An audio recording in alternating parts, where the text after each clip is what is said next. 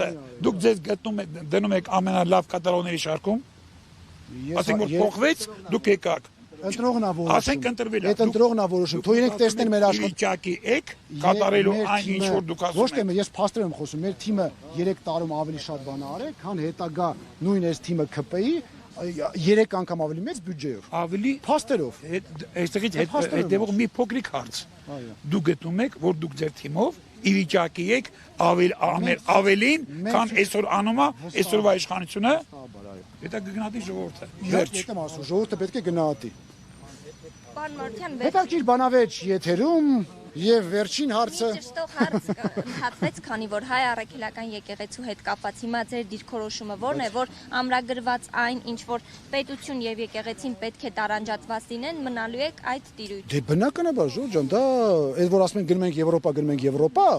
Այն նույն ԿՊ-ն թվում է տեսնի Եվրոպայում ոնց է տարանջատված նույն եկեղեցին եւ պետությունը օրինակ վեկալ են։ Թե չէ, երբ որ պետք է ասում են գնում ենք Եվրոպա, երբ որ իրենց հարմար չի մոռանում են դրա մասին։ Ժողովուրդ Անձևը ուժգին կերպով ներխուժել է մեր կյանք։ Եկեք, ես ձեզ եմ շնորհակալ, հետաքրքիր զրույց ստացվեց։ Բանավեճ մեր տարիքով